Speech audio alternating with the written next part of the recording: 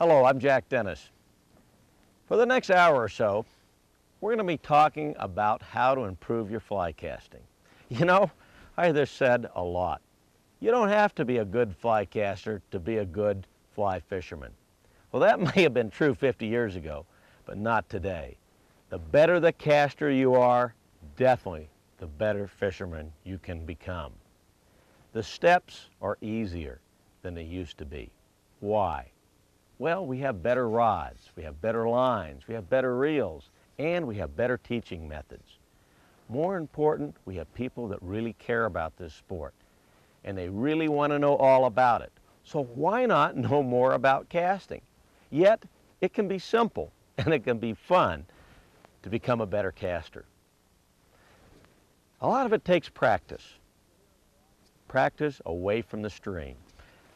We're here in the Rockies on this beautiful fall day, and it's hard to think about practicing fly casting right now.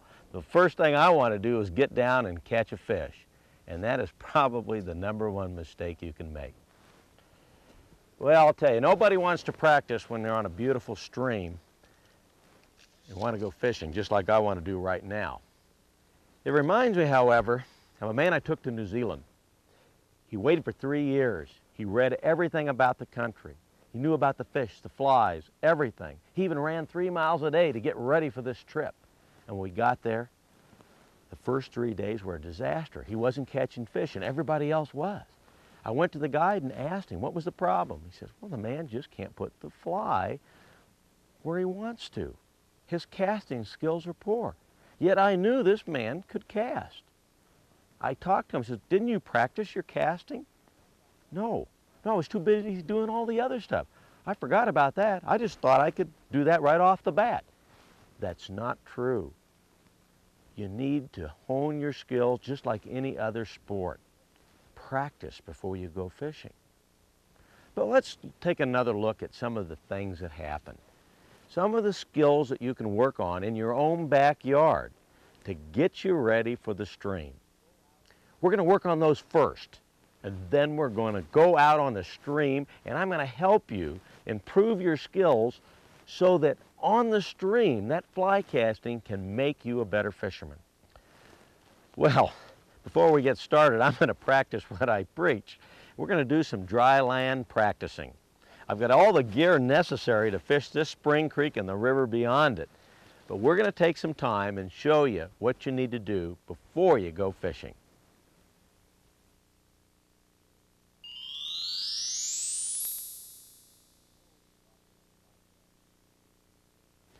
Before we can talk about fly casting, we need to review some of the basics. First of all, I want you to understand about this fly line.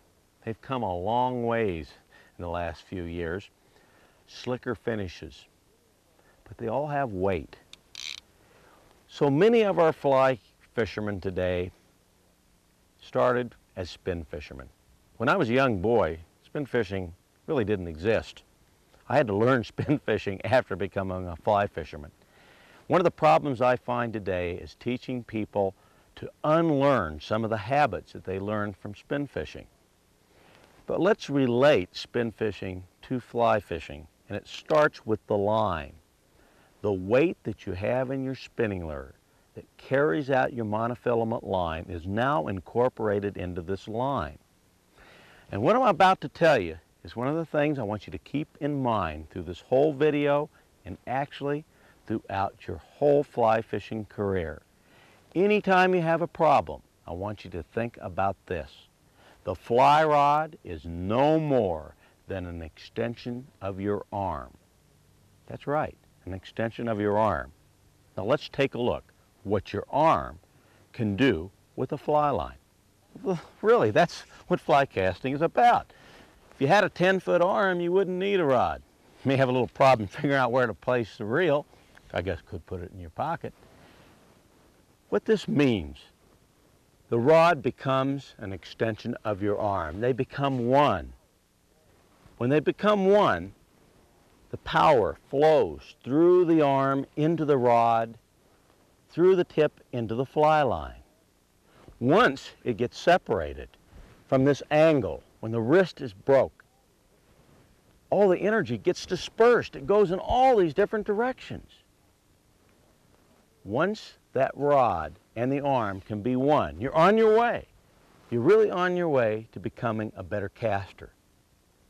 You say, wait a minute, what do you mean by all that? Well, I'm going to show you. We've got some line out. I'll get some more out.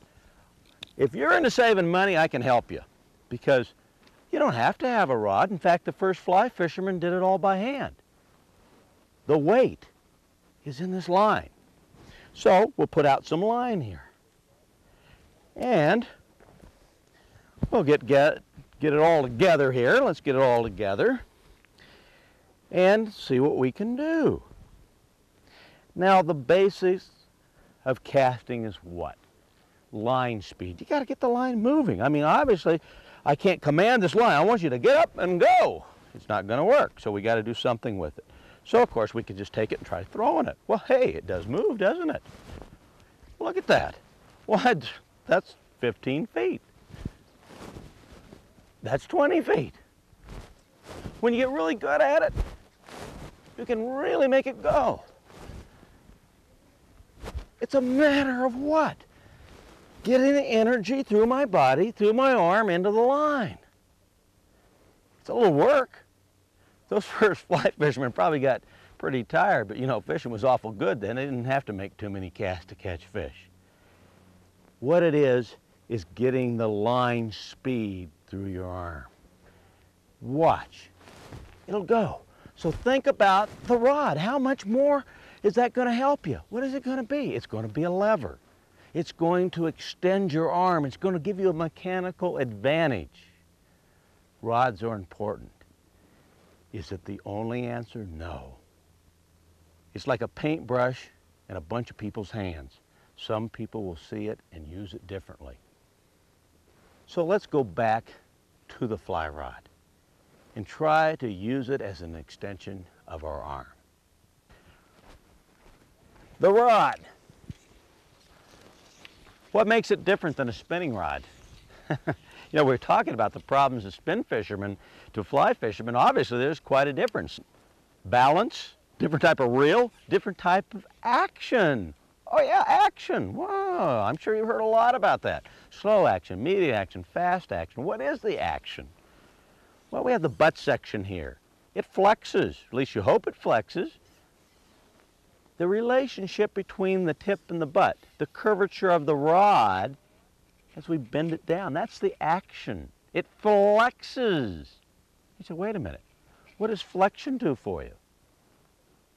If I have a broomstick, could I still cast? Well, you could. But there's another thing that relates to spin fishing. It's called loading up the rod. Remember when you spin fish, you brought the rod back and you leaned back and you felt the lure pull on the rod. You felt the weight. Guess what? You were just loading up your spin rod. And what did you do? You came forward and you let it go. You kind of threw it, didn't you? And if you threw it too far up, it went straight in the air and came back down. But when you brought it back, loaded it up, and pointed your spin rod to where you wanted it to go, it usually went that direction. It spun off, the lure pulled it out. Well, now all of a sudden, we're going to have a similar action. What happens is a rod goes back with the line on it, and it pulls back, it flexes the rod. Think of a pole vaulter, how much flex he gets out of his pole, how much energy he can get from being propelled by the rod or the pole. So think about it. Here you have the line going back, and it is pulling on your rod. It is flexing it. Pretty similar to a spinning rod, except there where some of the problems can occur. The relationship of this rod. If it becomes too, what we call wimpy, there's no flex to the rod. If it becomes too stiff, you don't really feel the line. Does a good rod make a difference in your casting? Yes, it does. Always buy the best rod that you can afford. Do you need different line sizes? Yes, you're going to need different line sizes. Can you get one rod that does everything? Well, if you only fish for trout in a certain area, probably could. No, you're going to need other rods. Maybe you can't afford but just one good rod. Well, that's good. Buy a good rod for the majority of your fishing and spend less money on some of the peripheral rods. Say you only bass fish once a year. You can save money that way. Now I know in basic tapes you've heard about line sizes, and I think most people understand about line sizes. We're going to talk about how you cast different line sizes. The more we go into this casting video, you're going to hear more about rods and flexes. So right now we're going to leave the rod. We're going to talk about the leader butt. Yes, we're going to need a leader. I've tried a lot of things for leader butts. Braided leader, just using the regular tapered leader. And the best we've found is a heavy monofilament. This happens to be Maxima. And depending on the line size, the test that you might use. Now this happens to be a 6-weight, and we're going to use about 30-pound test. If we get down into something like a 1 or 2-weight, we might use 18-pound. But every leader that I attach to a butt section. Do I like the braided butts? I find in wind and in certain other conditions them not to be as effective. So we use the heavy leader butt. Now how much? Well, you can do anywhere from about 1 foot to 1.5 feet. Some people even put 2 feet on. And what leader you use from then on is kind of up to you. There's always a controversy on which tapered leader, whether you should have knotted leaders or drawn knotless tapered leaders. What leader you decide to use is kind of up to you. But remember something. The important thing about a leader is making sure that you can handle the length of leader and that you have the right fly picked for the leader. In other words, what does this mean? Well, you're going to use a great big fly, say a size 6 dry fly. You're not going to attach that to a 6X leader or to a 12 or 14 foot Spring Creek leader. You have to use some sense. If you're going to use a heavy fly, you probably want to keep the leader shorter. Now, when would you want to use a longer leader? Well, we're going to be talking about that when we go to Spring Creek casting and how you can adjust your casting to handle longer leaders. So as I attach this leader to get on to practicing, yes, and practicing you need to practice with a leader because you can ruin your fly line if you don't. You'll hear too much snaps. Now the question is, should we attach something to it? Yes, you should have a little weight. And I'll give you some thoughts about that. And now, let's go do some dry line practicing before we go fishing.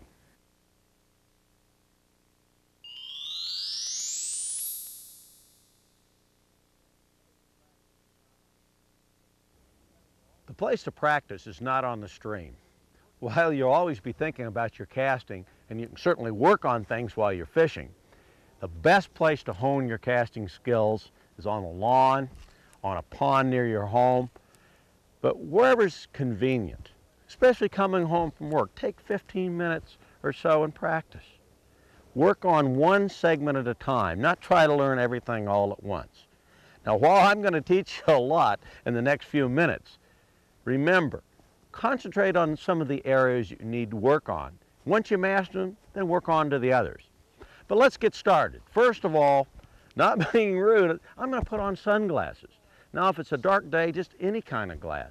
Even though I don't have a fly on here, I have a piece of yarn, and that'll act like a fly. Give me a little weight, let the leader turn over. Don't ever practice with just a fly line. You need to have a leader because you're going to be using that when you're fishing. So wear your glasses, especially anytime you have a fly going in the air.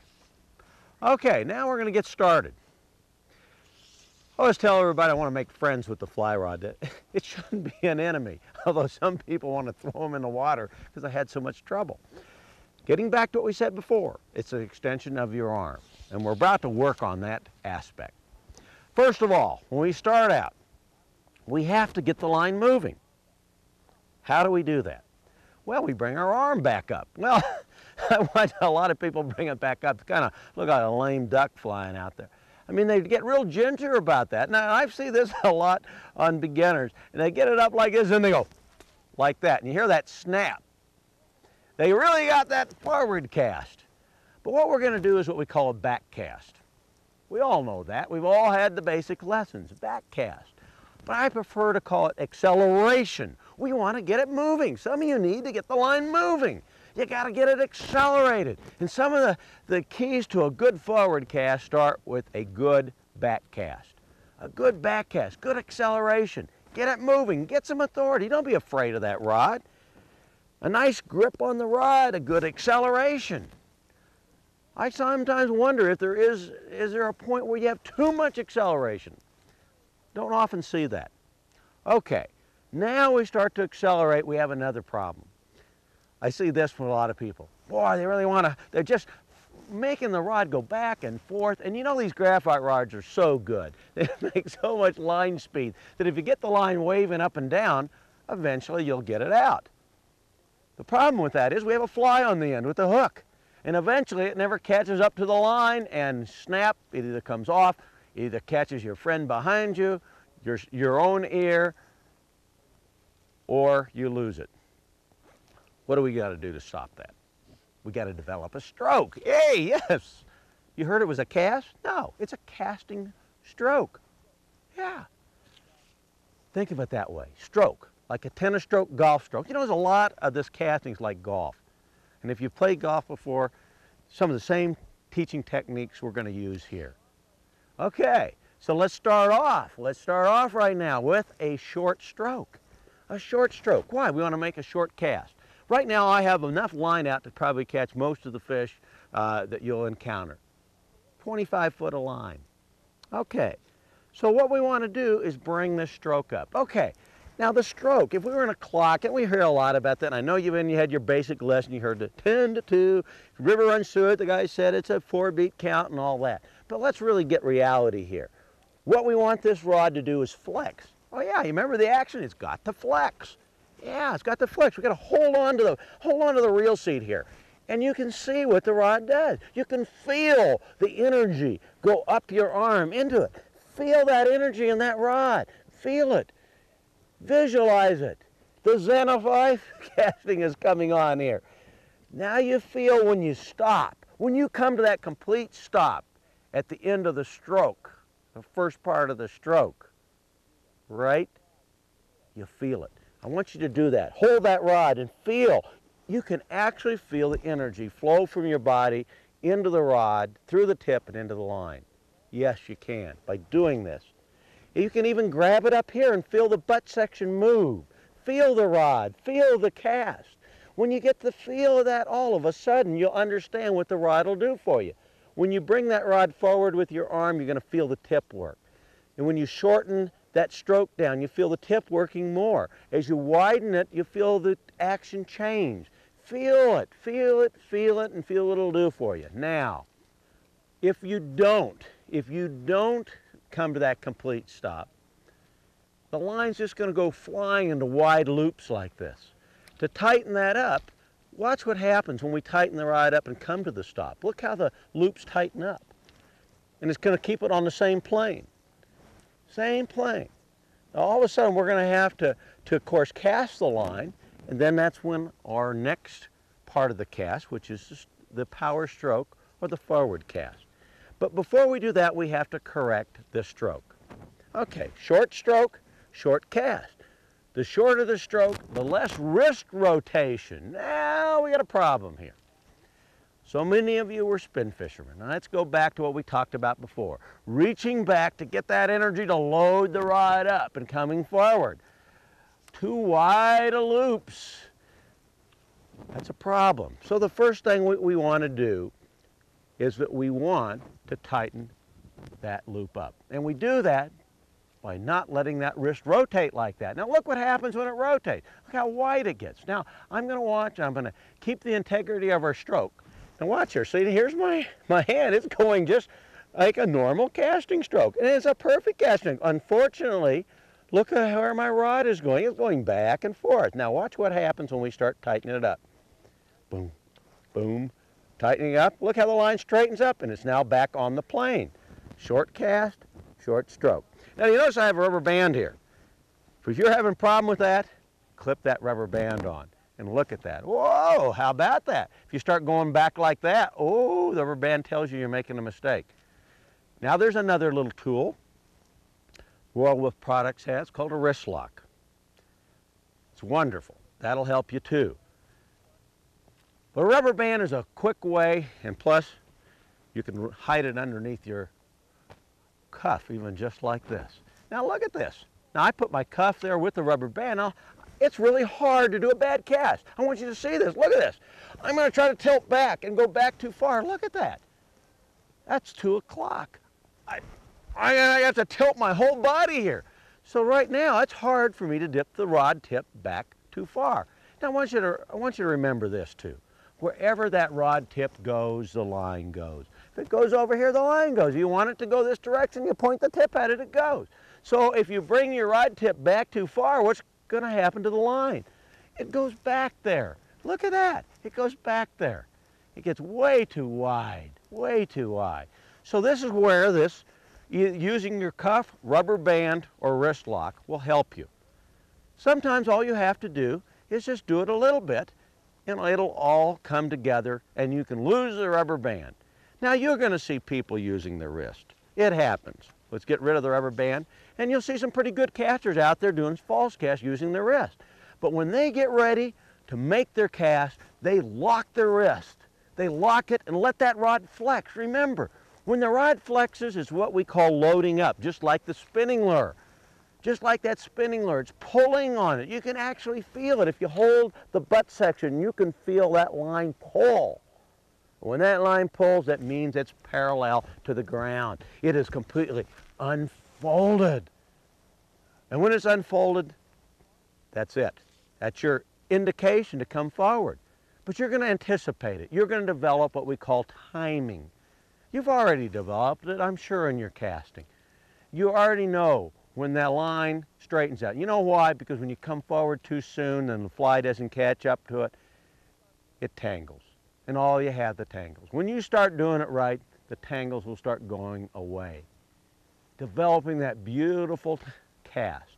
Now, we all want to cast a little farther. Why? Because the fish are out there a little farther. So we learn this false cast. Now, the false casting you learned in the basics. It's a way of keeping your line under control. It's a way of developing a cast, but it also can get you in trouble. First of all, people try to do it too fast.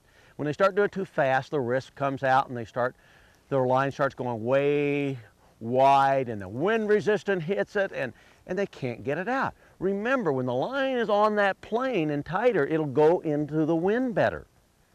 So one of the problems that we have with this false casting is we have to understand what it's for. It's for drying a fly out. It's also for keeping you in timing so that you can then make your cast. But what you don't want to do is use it to increase the length of your cast. Now watch my hand here, see? Right here, I add line just when I do the cast. Oh, I'm adding a line, I'm doing a short stroke. Here's a short stroke. Now look how wide, and then the loops are out of control. So I had to have more energy. So I add more energy, and all of a sudden my wrist comes into play, and I'm totally out of control. Well, you can correct all the line. I've got a lot of line out by tightening your wrist and opening your stroke. First of all, instead of a short stroke, we're doing the same stroke, we're doing a longer stroke. What that's doing is increasing the timing, letting the line drift back farther. We're adding more power into the loop. We're still keeping the same basic stroke. The same basic stroke. Where that arm is straight up, the arm straight up, the wrist has the angle, and we're keeping between our 10 and 2 or 1 or whatever we want it to be. We do not want to go back to here. Now what do we call back here? When that rod dips back here, it's called Old Trouble 30. And when you're in Old Trouble 30, you have those kind of casts, just like that. So we tighten it up. We keep our stroke. We remember what? Short stroke, short cast. Short stroke, short cast. Long stroke, longer cast. Now that we've corrected some of the problems, we now need to go to that power stroke. And I'll tell you, we have problems with the power stroke. Some people want to take it and throw it. They want to throw the whole rod. They want to take it and then they take the whole rod and they literally throw the rod at it. They want to just take the rod and throw it at it. and they really struggle. You see body language like this. They're out there like they're ballet dancing, trying anything to push that line. Spin fishing ways to get it out there. What is the power stroke? The forward cast. There's a lot of it. A lot of people compare it to hammering nails. I'll tell you, a hammer in my hand is a dangerous weapon. I like to think of it more like something I did a lot of, baseball, throwing the ball, reaching out, throwing the ball. Here's the word. I want you to remember this word, smooth. Right. Now here's the next word, transition of power. Yeah, a little statement, smooth transition. It sounds like, hey, it sounds like something, high tech. It's not. It means it increases. You don't start right here 100 miles an hour. You increase, you come back. The rod flexes, you start forward and you increase the power. As you're increasing the power, you're taking it and pointing it to where you want it to go. And when it does that, you back off the power and you direct it, just like this. Now I'm going to overemphasize it. A little ballet here, folks. Boom. Here we go again. Whoa, smooth. Look how the line's coming right at you, how it's smooth. Now look at the difference. Whoa! Looks like a duck. It looks like a wounded duck. Now, we can kind of tighten it up a little bit, do a little bit more. Now we're looking more like a pheasant. But what we want to look like is that eagle. We want to swoop that down and land that line soft. So we want to fire it in. We want to point it in there. We want to take that power. It's like my wife, man, she gets in the car, she wants to hit that accelerator and zoom up there. That's what we want to do. Accelerate. Accelerate, increase the power, and back off. It's not a snap, folks. It's not this snap. Again, this is where the rubber band's going to help you. And I see this time and time again. Let me just show you what happens. Here you are, you can handle a nice short stroke. 30-foot cast, fine. All of a sudden, you see that fish out at 50 feet. He rises. You say, gosh, I got to get out there. So they start adding a little, and they say, okay, I'm going to do a little wider stroke, because Dennis told me I should do a wider stroke, and Krieger and all those guys in those tapes, wider stroke. And now I'm hitting the water with my line. Okay, here comes the problem. Dip back, just like that, to get that advantage. I'm ready. They're actually doing it pretty good. And they're doing it actually rather good until they get ready to actually cast. And then it happens, right there. Number one mistake with people trying to do distance. They reach back for that advantage and they push. And that line, look at it. Look at that, what the line does. It's got all that flat part there. And then all that wind is hitting it. And the more into the wind they try to do it, the worse it gets because that dipping. And that's where the rubber band and locking your wrist. You watch. Next time you're out and you see a good caster, you watch that wrist lock and you watch how he comes forward with that power. He powers it forward. The power isn't here. But look what happens when we apply the power here. Look at that. We apply it so it's smooth. The rod points. Look at that. See how the rod's pointing it? And actually, the funny thing, the rod will actually make the cast for you. You take the cast, look at that. I just dropped the rod and it still went out. So the real important part of the cast is coming right here. And here it comes, it's increasing the power. Now, are you going to have different times you increase the power? Of course you are. Because you want different angles in your cast. If we want a nice cast to go softly, we apply the power a little higher and then we back off the power down. Here we go. A little higher, back off the power down. And we're actually following the rod down. The power's a little higher where we back it off. Now we're using, in a short stroke, we're using in the power stroke the tip of the rod. The tip is really where you're controlling. And actually, you can actually feel the tip. Now as we go back on the longer stroke and we apply more of a longer power stroke, the action of the rod changes. We feel it more down in here. We feel it more down in the butt section of the rod. Now, let's look at angles. If I reach up and pull down on the rod, it's changing the stroke as we pull down. It's kind of like slamming a beer bottle on the bar. Boom. Boom. Now, but look at the difference. Look how the line is angling down. It'll cut into the wind that way. We're changing the angle of where the line goes. What we're really doing is keeping more power throughout the loop. We're actually making the loop a little wider, but we're still keeping power in it and firing it down. This is how we throw bigger flies, heavily weighted flies, and throw into the wind, where what we're doing is changing how the rod flexes and the angle of the line. Look at that. Pull it down like that. Oh, all of a sudden you have trouble with casting into the wind. Here you go. Different stroke. What are we doing? Instead of smooth stroke like this, we're pulling that rod down, letting the action of the rod change, directing the line down, and man, amazingly, you're going to be able to cast into the wind. All right, one of the things that we need to do is keep away from the false casting for distance, and that has to do with our power stroke, and that is when to let go of the line. When we let go of the line at the right point, it's going to jump out. What we want to do, instead of false casting a lot of cast out there and getting tired, and we're going to be talking more about that when we go fishing. You're going to see why you don't want to do this. But we have to learn to shoot line. And it all has to do with a smooth stroke too. Because when you increase that power, there's a point where it comes to the maximum power. Boom is when you want to let go of it. Now let's think about it. If we let go of the line here at the start of the power stroke, the line just kind of goes up. It doesn't go anywhere. But it has to go all the way up this rod.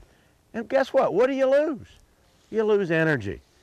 The line slows down, the loop gets wide, and nothing happens. And so the more you try to push it out like that, the line still stays down here. So let's strip out a bunch of line right here.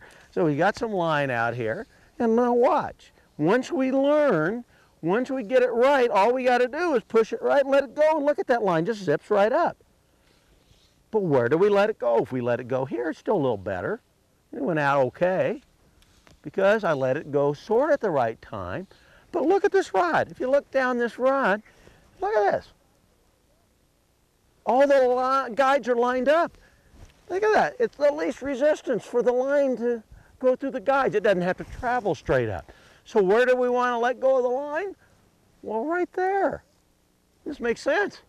A matter of physics. And I still see people let go of the line back here. I see some of them let it go at the very end of their cast. Some of them let it go on their back cast, and they're just having a heck of a time. So what we want to do is start teaching us. Okay, thumb and finger. You can feel it. Yeah, you can feel it. You sure can. I'll tell you how you can. When you let that cast go, when you add that power, when you back off of it, just let it go at that point. You can feel the line want to go out of your hand. Look at that. See that? Now, what's what happens if we don't let it go at the right place? Uh-oh, didn't go, did it? Much as good power I did, it still didn't go, did it? But when I let it go at the right, oh, look at that. Magic. Good rod. Better buy this rod. How many times have you been out there in the stream and watched a guy who just picks the line up? Whoa! Out there, he said, oh man, he's double hauling, he knows all those secrets. Must be that $500 rod he bought. Good rods make a difference. Casting techniques make good rods perform. Okay, now you're going to see another thing. Once you learn to do that, there's a little trick here called pulling down on the line. A pull, you know. But most people try to do this with it. They want to throw like that. I wasn't trying to do double haul like that. You know, and they're all trying because they want to get out there so bad. And it all starts with teaching yourself. You remember I said you're your own best teacher? You're really the own best teacher when it comes to letting the line out. Once you learn, once you can do that, where you let the line go at the right place, and the reason I'm having your finger up here is because it'll all start you to doing this. See where I'm at right here? You know, you can just practice that by bringing your rod tip up and your hand up. Okay? Just do nothing like that. Just go up like that. Okay, come back down. Now you're starting to get the rhythm. Now what did I do just there? Oh, it's magic. You get it, some magic. Look how that did it. That's no magic to it. It's just practice, practice, practice, because it's an unnatural movement. A lot of people want to go like that. Drift back up as you go with your longer stroke and come forward. As you come forward, you're pulling back, and you're going to feel the line. You're going to feel the line supercharge, and it's going to go for you. Let's take a look at it one more time.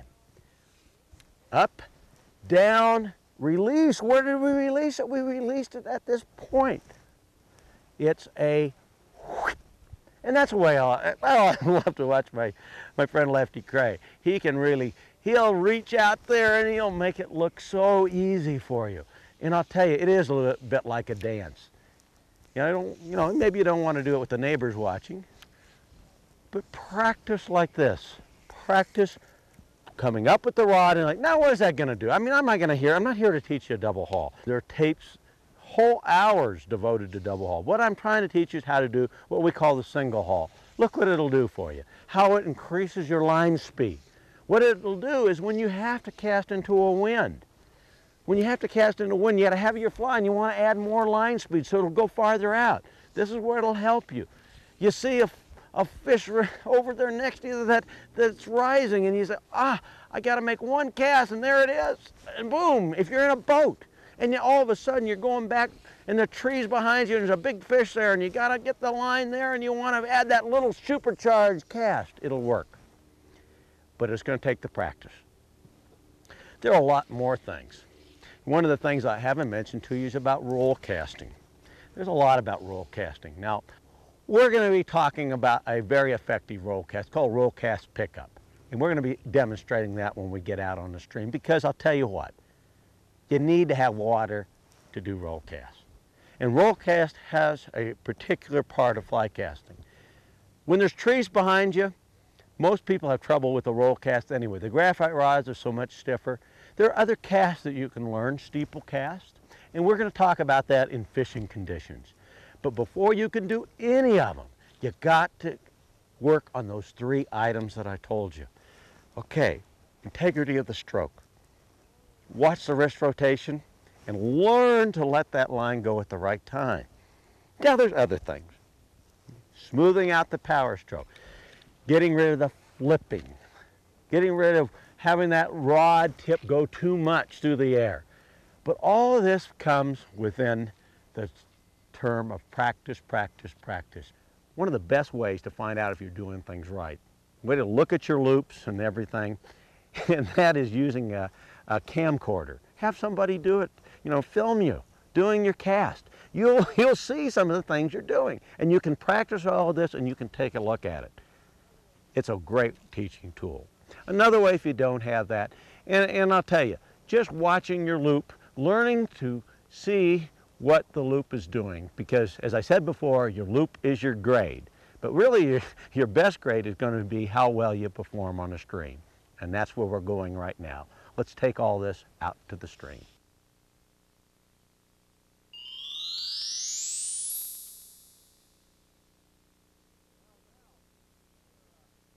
Well, now we're a little bit different situation than in your backyard. We're out on the stream, we have fish, we have current, and we have good old wind. So let's talk about some of the casts that we're going to need to fish. First of all, I want to talk to you about line control. You can't cast more line than you can handle. You get out of control and you start doing this little number on the stream, you're dead. You might as well not even be fishing. So we have to know what our limits are. What can you effectively cast and control? So don't put yourself in a situation where you can't deliver a proper cast. So once we know what our limits are, let's talk about controlling the line and making it do what we want it to do. Obviously right now we have wind, and wind can create a problem. Now we talked about how we direct our line with our power cast when we practiced on the lawn. Let's look at this. Look how high the line is right now. Look how much it's being affected by the wind. Now right now I'm going to do a high cast, put my power in too high. And look what the wind does to it. It blows it completely out of the water, in fact. Okay, let's try that again. Now we're going to lower the line. See how the line is going lower? We're tightening up our cast. We're applying our power, letting our butt handle the rod. Now, here we go. Okay, let's watch this. Now the line is going down. Look how the line shot into the wind. Okay, so some of those things we practiced on the lawn are going to come in handy right now. So let's take a look at some of the things that we have to do here when we're fishing. first of all, is position. You notice I'm in a position. Now, you got to watch this line here. This can be a real enemy. You've got to keep it under control. You're always going to need excess line. But the problem becomes is letting go of the line when you cast, like this. Now, you can see right now the wind has blown it. So now I've got to reach over and grab the line, and about that time I look up, we have all this line piled down in front of us, and a fish takes it. And look at that, oh my God, the line comes back, and we're wrapped up like a Christmas tree. This is not keeping the line under control. The key is practice. Again, before you go fishing, it's automatic. It's automatic. Here we go. We're going to lay the line down. Watch, look at my hands. What did I do? I followed the line down, directed it, but look at my hands. It was right here. I'm ready to strip. The minute that fly hits the water, I'm ready to strip and ready to go. And look where my rod is. My rod isn't standing clear up here. First of all, a rod this high can spook fish. The cast comes down. Now you might notice the wind's already starting to blow my line to that direction. Ha-ha! So there's a lot of things you got to think about. If I do a wide cast like this, wide open loop, the wind catches it, who cares if my line down here is ready to go? So we have to coordinate it. So here we go. We're going to bring our rod back, not too far, remember, it's a short cast, short stroke. But I'm going to lean the power this direction. Look at I'm going to roll my wrist in a little bit and point the rod where we want the line to go. And we're going to force the line into the wind. By lowering our power, bringing it up and forcing it down straight so the line goes into the wind, and we're really mending the line. We're mending and forcing the line to go into the crosswind, just like this. Now we still have to back off the power, because if we don't do that, it's going to come crashing in like that. Now, in a faster stream, that's not going to be nearly as big a problem. But what we do is we back off the power a little bit later. Okay, right here we back off the power and still settle it down. It's a little tricky. It takes a lot of practice. Swirling wind, which we have today, can really be a problem, because when you want to stop and make that delicate cast, that wind can blow it right back to you. Okay, now let's take a look at what we have to do. Now the wind is shifting. It's coming directly at me. If I have my rod go way back like this, look at this. The wind is blowing the line clear behind me, and I end up bringing real estate with me. We want to shorten our stroke up, bring it up and down. Look how easy it is by doing this. Short stroke, up, power, butt, and we make a cast into the wind. You know, you can cast into even a 40-mile-an-hour wind once you perfect this method. Again, shorter stroke, pull down on the butt, force that tip down into the wind and follow through, just like that. Okay, now let's go back. We're going to be dry fly fishing. We're casting, it could even be nymph fishing upstream. We're going to make our cast. Here comes our cast. The line goes through our hands, it's up to our finger. Immediately we try to bring as much slack in as possible. The rod is down here. Now, there's times when we're going to need to mend line. We're going to need to move our rod over, but you want to do that as much as you can in the cast. Let's analyze this string. As we look at the currents, it's calmer over here. There's more current over there. So if we get our line over in here and the current's fast over there, it's going to swing around. So what we want to do, if we want our line to be more over here, when we make our cast, we lean the rod over that direction so the line goes there. Again, make our cast, powering it into the wind and putting our rod over here so our line lands here. Rather than do this, and this is a problem. People really aren't thinking what they're doing when they're casting. They make the cast towards the fish, and all of a sudden their line is here, and they go, uh-oh, I'm going to have a problem. So they pick the line up and mend it over here. Look how much activity I did on the water. The line went over, the fly got pulled. A problem. So we want to try to get our line to go where we want it to go by the use of the tip, and it all flows through our thumb. If we want that rod to go more to our left, we're going to rotate it over that way as we follow through with our cast. Look how nice and straight the line comes. Now there are going to be times when you're going to get too straight a line.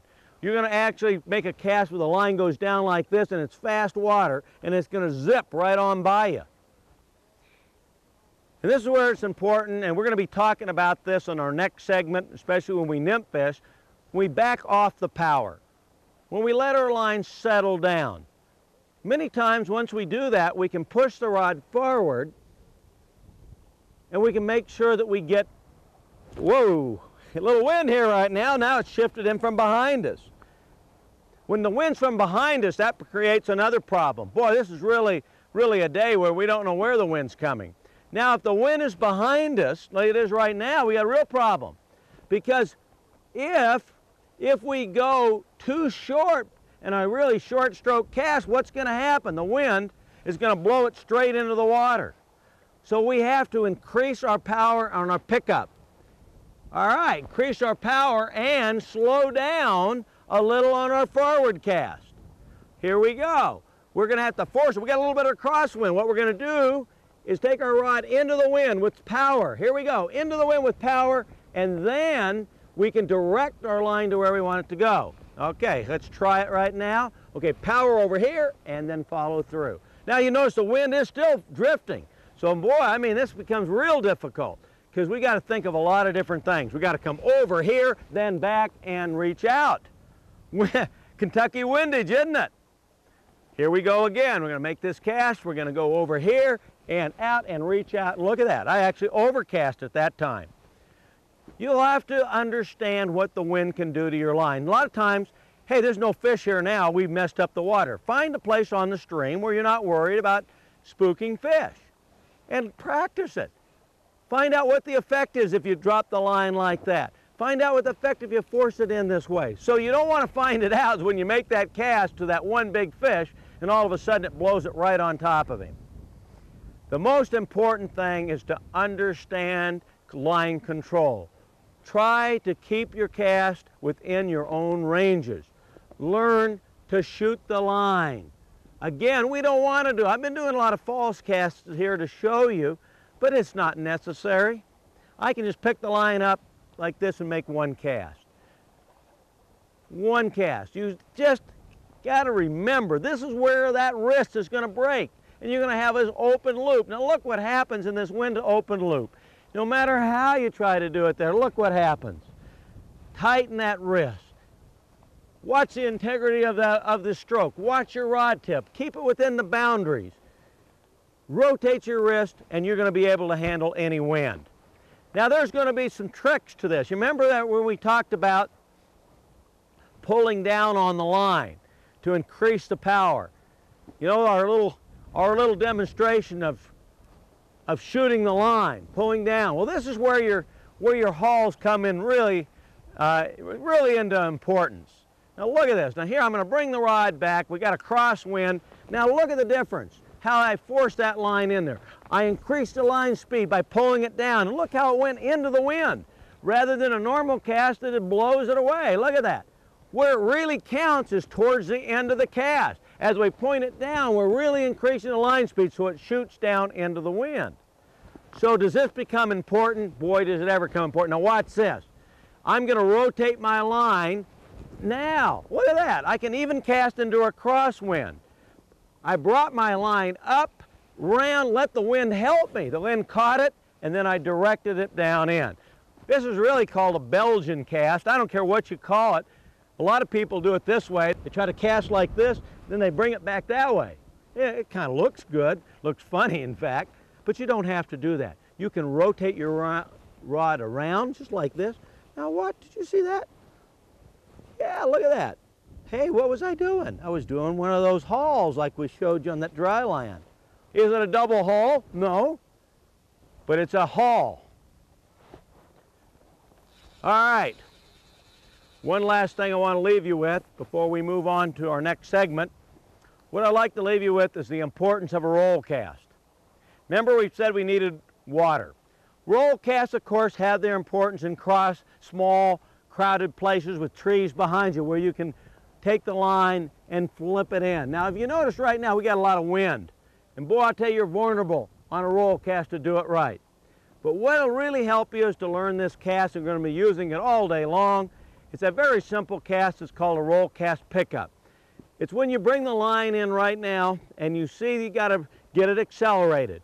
Well, a lot of people will just do this. They'll throw it out here and then pick it up and then make their cast. Well, this roll cast pickup is important because you can rotate it out, bring it up, and especially in a wind like today, it'll help you. Watch this. Just by simply rotating the arm up, look at that, the wind just put it right into the air and we're casting. Okay, here we go. We've made a cast upstream. We've made a cast upstream. Here the fly comes down towards us. The fish, we didn't have a very smart fish, or maybe too smart a fish, it didn't take our fly. Now we got to pick it back up. If we pick it back up and immediately cast it towards him, we're going to throw water from that line. Boom, we're going to throw water at him. Also, he's going to see that line coming right at him.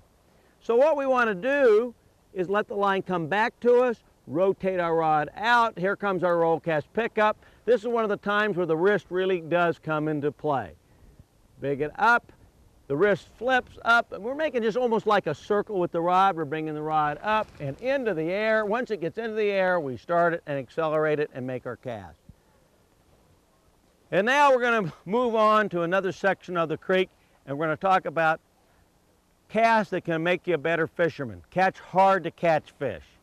And one of the casts that we're going to do right now is called a downstream cast. You hear it a lot called a serpentine cast, but we're going to show you another way of making the cast, feeding the line, fishing downstream.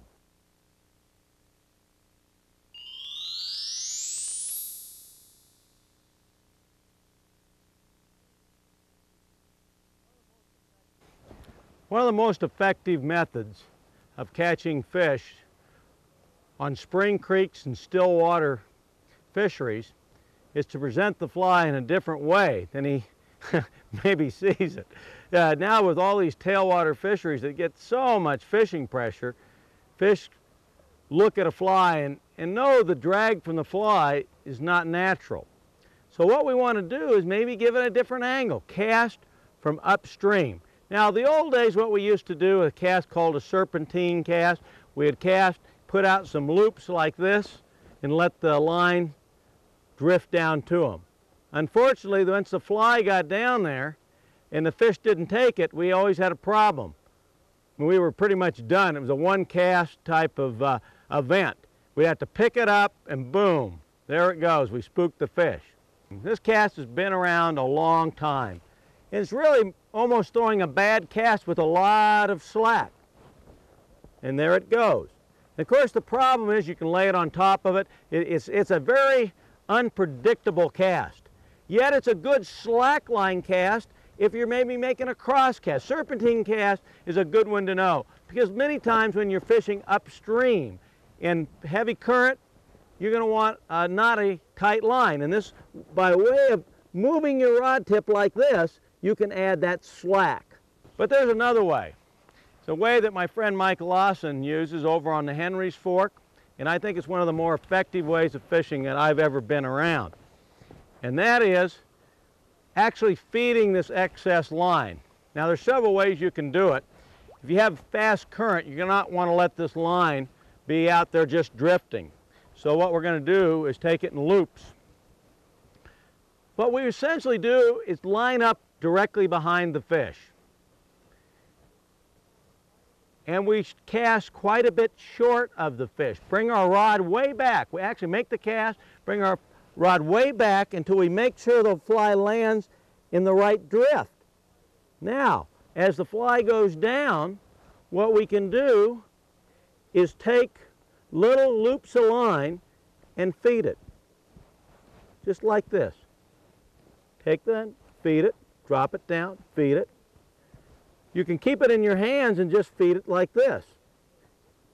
But eventually it'll get to the fish. Now if the fish decides he doesn't like it and every once in a while they'll go away, you can then direct your rod over to the side and let the current pull it over. And once it gets over, you can inch it back. Once it's to the edge of the bank, you can inch it back to you. And try the cast again. Maybe you have to change flies. Again, bring the cast back. Here's how I did it again. I'll do it one more time for you. Bring it back. And if it isn't positioned right, you can just pick it back up until you get it positioned right. You get it there? Oh, that looks good. Now we got this excess line. Let's gather it in and start our rod tip. Now, I'm in pretty deep water. It's a little harder in this deeper water that I'm in. When you're in shallower water, you'll find by dropping your rod tip down and just doing this little number that the line will go out. As you can see right now, there's plenty of loops in the line. There's no drag. Some of the times you may need to push the line out like this to get it out, but it'll work. There's all little kinds of tricks you can get the line out. The main thing is to position yourself directly at the fish.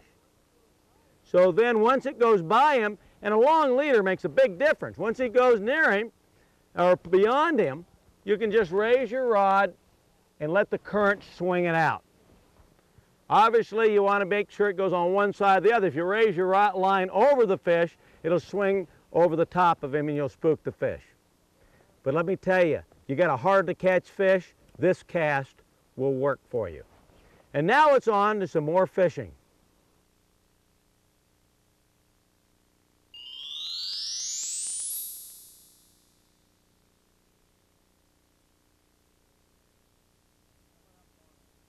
We're coming up on a nice, beautiful little Spring Creek hole.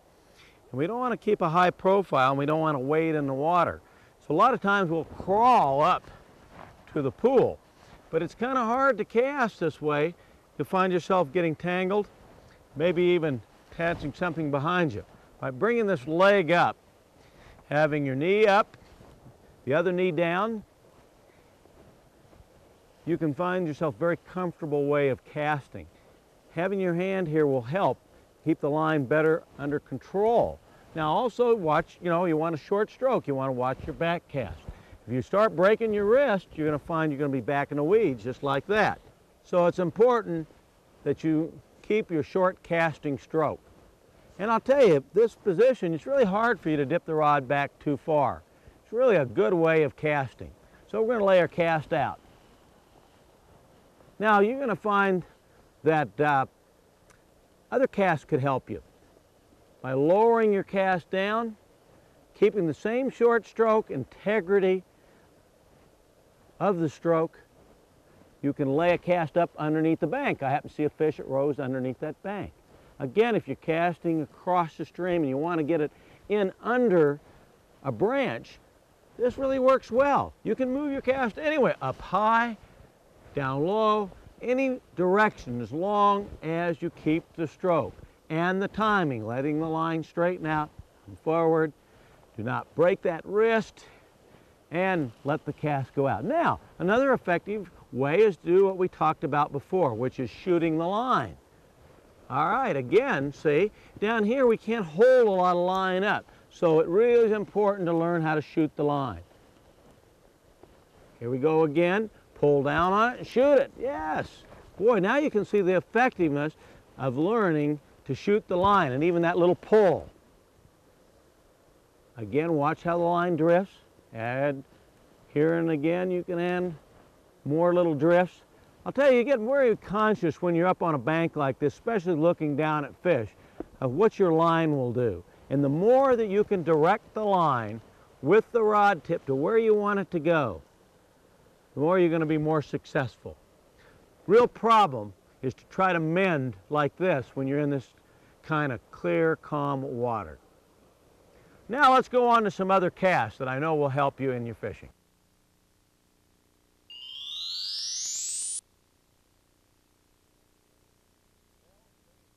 Well, today is not what you call one of these bluebird weather types of days.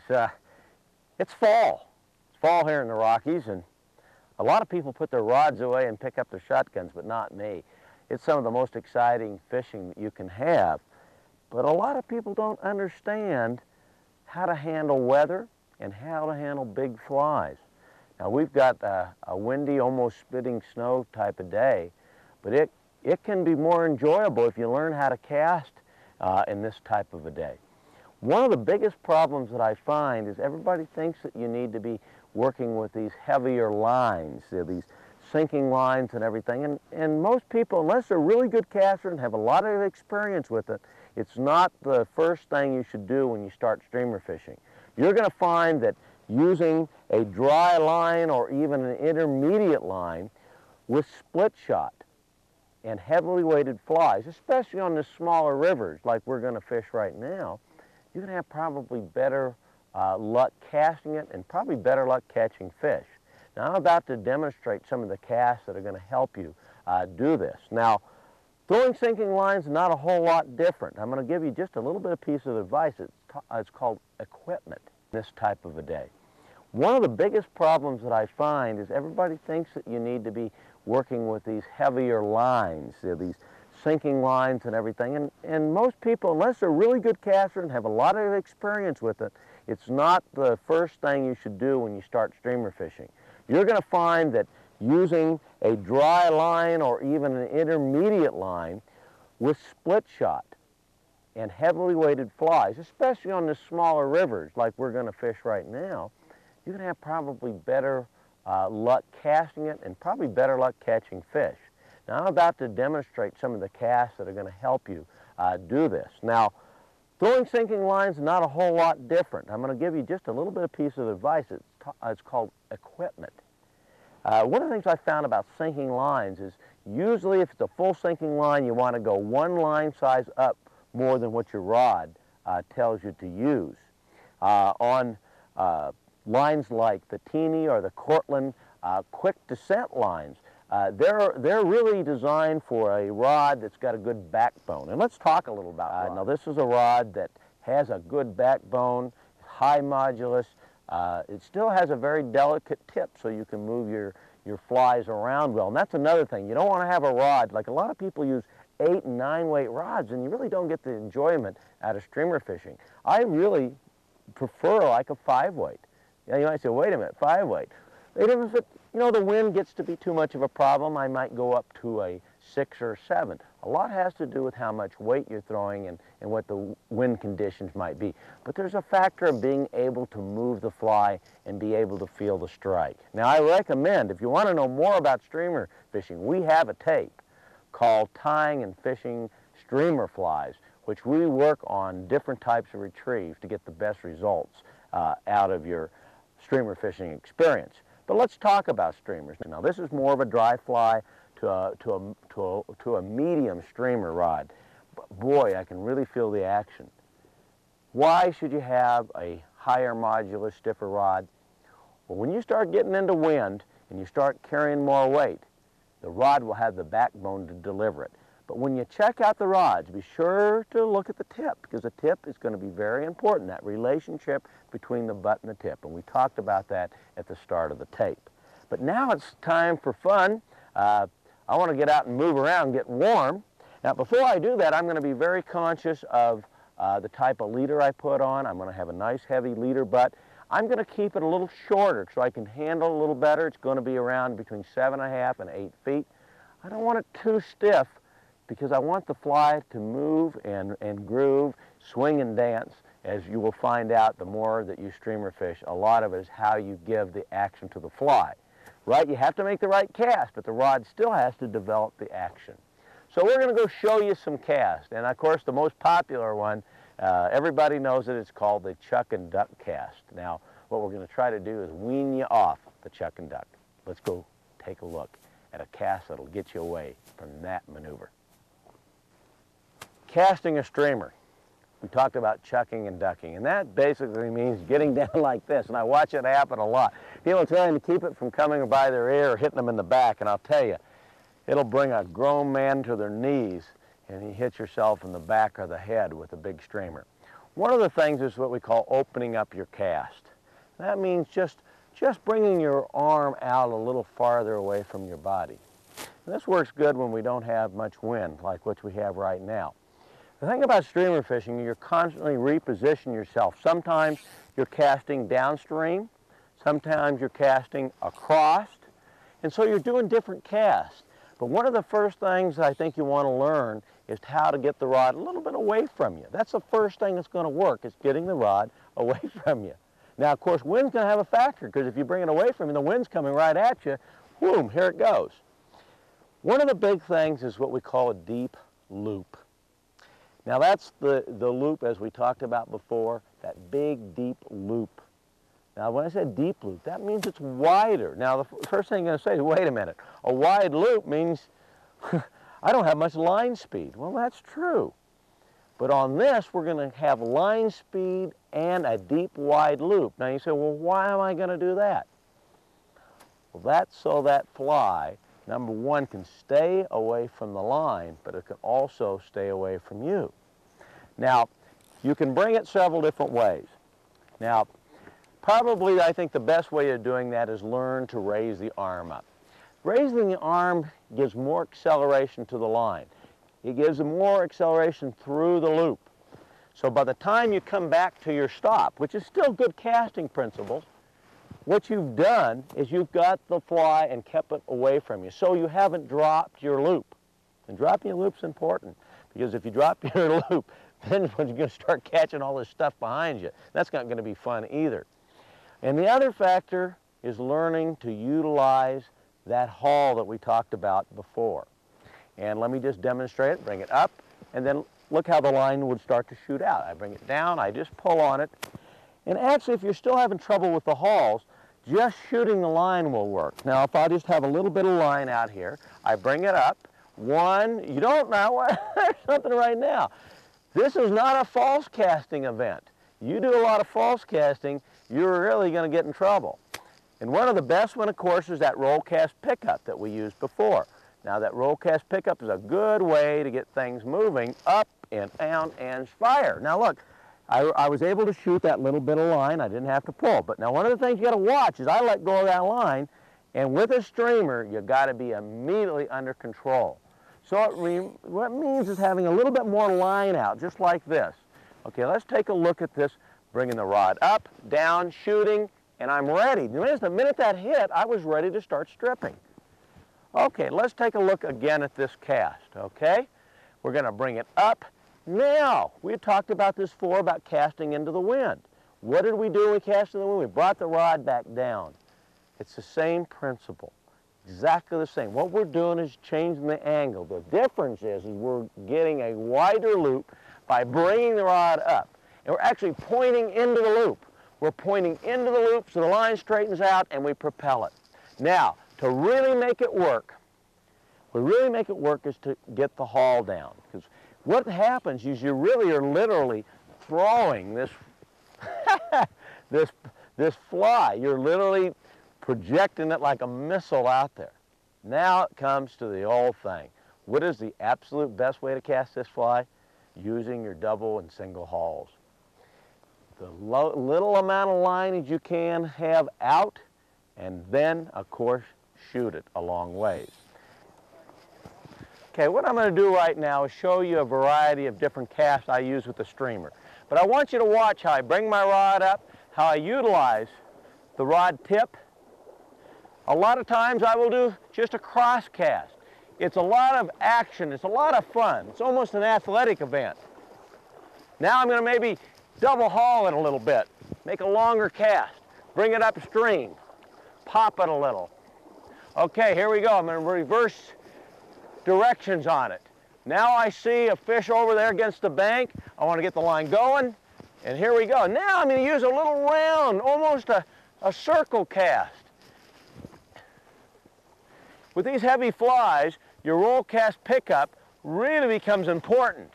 And you can get it going. Now, as I see how I raise my rod tip to keep it under control. This is a heavy, heavy fly. This is a size 3/0 fly. And yet I'm keeping it nice and smooth. Now, a lot of you might find you might even want to rotate your rod like this if you got a crosswind.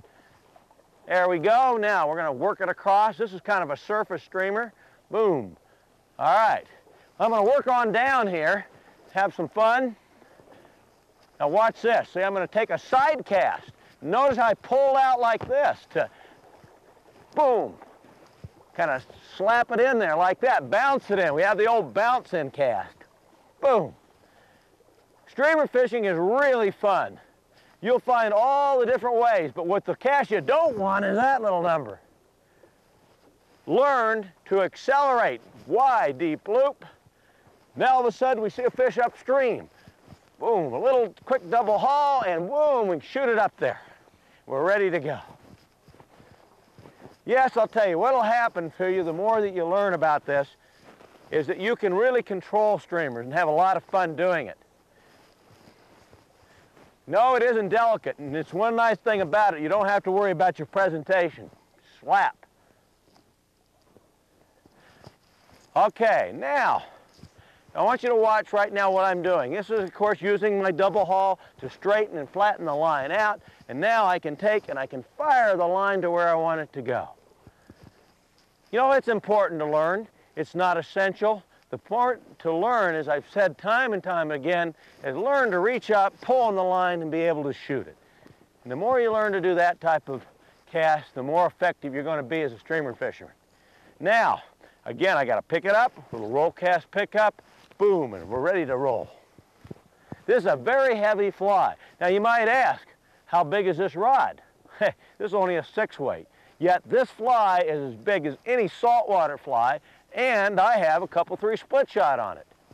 This probably weighs as much as a Mepps spinner, yet you can handle it on a fly rod. Again, you're going to find too that I'm not really doing a lot of false casting. Boy, especially when I'm fishing from a boat, I'll bring the rod up and shoot it. Boom, just like that. Again, raising the rod, keeping it under control. And if you notice, it hasn't been hitting my head and I haven't been ducking. Very minimum of false cast. Getting it right in close to the bank.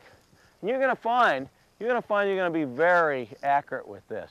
Once you get it down, you'll be able just to control your line, not end up having it in your hat. And the more action you get, whoa, boy, see that? Oh, he came out of that bush. Oh, did you see that? He came out and bounced and hit it a couple times, looked at it. Let's see if we can get him again. It all starts with getting that deep loop and getting power, bringing that rod tip down. Especially if you're boat fishing. One of the worst things that can happen is when you're boat fishing and you end up going like this, false casting, you go right by the spot, and then you have to end up throwing it back upstream and trying to get it in there. Drives whoever's rowing the boat crazy. Learn to bring it back and fire that line. One thing about streamer fishing, you won't get bored. There's plenty of action, you get good exercise.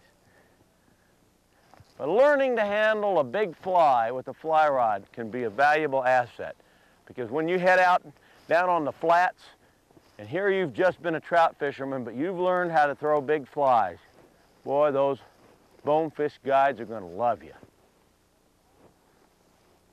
Now, a lot of times you're going to find you want to go underneath, you know, and you're going to change the angle. We've talked about that in other casts. You're also going to find that you want to do some of the same principles. Now, the mends that we talked about. Mends are important when streamer fishing because you want to have where in lots of other kinds of fishing you don't want to have drag, but here you do want to have drag. Why? Because the fly moves through the water. So you're going to find that there'll be casts like this one, which is a reach mend. We started teaching you that during the nymph section, but it can be a very valuable cast with the streamer. Now, how does it vary from the other type of cast? Again, you start up with that loop and do the same thing. One of the things you're going to find with streamer fishing, you necessarily don't have to cast a long ways, which leads me to the idea of what is a good caster. Invariably, I watch at these sport shows, these young kids get up there that can cast so wonderful, and they cast tremendous distances, double hauling, and just, and people say, well, I'm not that good a caster. Well, that's not what it's about. It's learning how to control the amount of line that you can absolutely handle and make it do what you want it to do. Get the right drifts. Make it the most natural presentation that you can possibly have. You know, you can use your head to sneak up and get within your casting range. And if you can cast 35 feet and do it effectively, you're going to catch most of the fish that's on this earth. Most important is putting all these principles that I've taught you. You know, it's the fall. I'm going to have to wait either to go to New Zealand or next spring to get in some of the dry fly fishing. But for the next 2 or 3 weeks until the snow falls, I'm going to have some wonderful time fishing this streamer while the rest of the guys are out there shooting at the ducks. And I'm going to have some fun time. And you too can do that. But I'll tell you, why don't you join me for one last cast on a spring creek. And I want to thank you for being with us on this streamer section. And hey, don't let those streamers intimidate you. Many times we're not always just fishing for trout, or at least for small trout. Many times in a situation like this in a lake or a stream, or say you're lucky enough to go after a steelhead, whether it's the West Coast or around the Lake Michigan area, you need a line that's going to go down deep. And if anybody out there has ever cast a full sinking line, you'll know how tough it is to cast. A few years back, a good friend of mine by the name of Jim Teeney came up with a line system that has really kind of changed fishing as we know it right now. What he did was attach a very heavy sinking line to a floating line. And he usually made them anywhere from 10 to 25 feet. And when they first came out, it really changed everything, because before we had what we called shooting head lines, where the lines were heavy and they were attached to some running line, which could be braided Dacron or even nylon. And when you cast them, they were really something, because if you cast them, they would get tangled. We call this essentially a shooting head. And what that is it's a heavy line, very heavy, and what it'll do is it'll shoot out and it will pull the other line with it. It takes a certain casting technique that really makes this line very easy to cast. In fact, even people who just are beginning casters, if they learn how to cast this line right, can cast it very easily. There's 25-foot heads and there's 10-foot heads. They call those mini heads. Now the head is the sinking part of the line, and this is what we call running line. Now Jim made to attach it to a floating line, which made it easier to deal with. But over the years, they've made this and then perfected them with different types of cores, so they shoot even better than when Jim first came out with the line. But let's talk about how you cast them. The first thing you want to know on a sinking line is you're not going to have a long leader. I usually use 2 sections of leader. This happens to be about 15 pound. This is down to my tippet size at about 8 pound. Essentially the leader is about 3.5 feet long. Nothing more than 4 feet. You want the leader and the line to be pretty close to each other. When picking the rod size, it's going to determine on what type of fish you're going after. If you're going to fish for steelhead, it's going to be a 7 and 8 weight. If you're going out in the ocean, it could be anywhere from a 9 to even a 12 weight. So we're going to get started here with the first steps on using this line. And of course, the cast is what it's all about. First thing about casting this line, it ought to have a slash, no false casting. Because if you cast this in a normal false cast, you're going to be wearing this line all around you. You're going to have one of these big flies right in the back of your neck. First of all, look how this is coming by me. Oh my God, it's got my name written all over it. So what we've got to do is not false cast it. We're going to shoot it. We're going to fire it straight out with only one back cast. And that's probably the hardest thing for a more experienced caster to get used to, because everybody wants to false cast some and then shoot it. Carry the line. The big key is to not let that line get out of your rod, that sinking line. So let's take a look at it here. Here we go. First of all, because these are different colored, it's easy for you to see that. And what I'm going to do is pull in about 1.5 feet of line into the guide. And one of the things you got to learn with this is to learn to do a roll cast. And the first time you try it, don't put a fly on it. Just practice your roll cast like this, just going back and forth, making the roll cast so it hits the water just like this. See how I'm hitting the water with the roll cast? The line's in, nothing's happening. Now that's the first step. You learn to do that until you really got it down. And then what I'd like you to do is that after this, when this roll cast first hits the water, bring it straight back and let it slide through your fingers. What that does is the line will just, the heavy part of that shooting head will pull the line out on the grass behind you. And this is a good place. We're in a park here. It's a great place to practice this. But at first, practice it without a heavy fly on it. Notice how it pulled the line out, and I made a pretty good cast on the grass behind me. Now that's the first step. So we're going to do that first. Now let's go ahead and strip our line back in. And again, what are we going to do? We're going to pull that in the rod again. We're going to start over. Let's practice it. Here we go again. It's going to hit the water, come back, let it go. And you can see the momentum that line is going. It's pulling it out, and you're ready to roll. Now, once you do that enough times and you feel pretty confident, now we're ready to make the first shoot. And we're not going to put out too much line at the first cast. Okay, we're going to bring the line in for the next step of learning how to do this. Again, the 1.5 feet, we're going to roll cast it up. Now, let me just stop here for a second. Watch how my rod is going up here. I'm getting a little bit more leverage, then I'm pushing it forward, and the minute it hits the water, then you want to pull it back. Now, as you get better at it, you won't let it hit the water, but at first, it's best to let it hit the water. Okay, here we go. Hit the water, back, stop, forward, let go. That's all you want to do for that first step of that cast, is to bring it back, let it just straighten out a little bit, then let it forward and just let go of the line. And now if it comes crashing back and hits your rod, that's because you didn't let it straighten out. You came forward too soon.